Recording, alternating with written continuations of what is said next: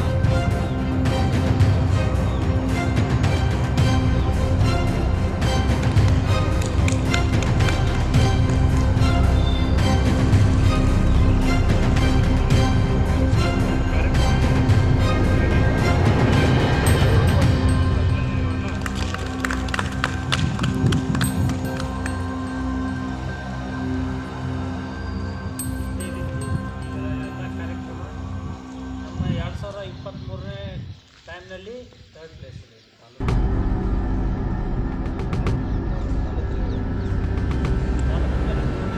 ಚಿಕ್ಕಮಗಳೂರು ಗ್ರಾಮದ್ದು ಆ ಸವಣೂರು ತಾಲೂಕು ಹಾವೇರಿ ಜಿಲ್ಲೆಯಲ್ಲೇ ಪ್ರಥಮ ಇದೆ.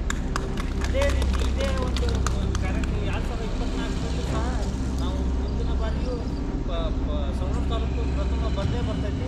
ಯಾಕಂದ್ರೆ ನಮ್ಮ ಸವಣೂರು ತಾಲೂಕಿನಾಗ 63 ಹಳ್ಳಿ ಅದಾವು.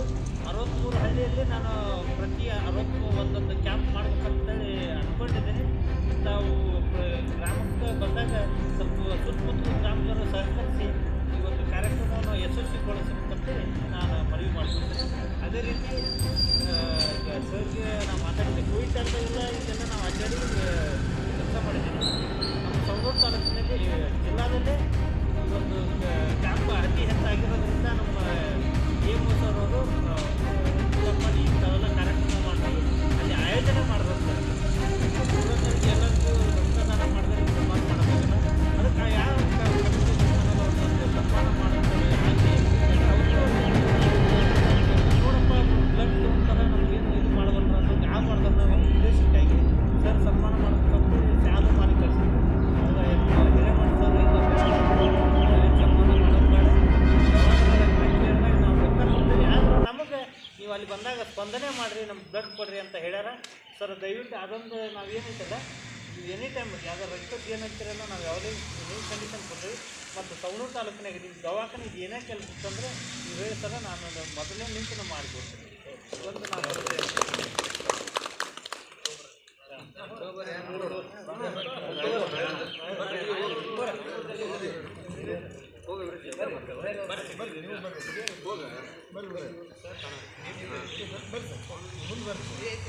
ಅಭಿಷೇಕ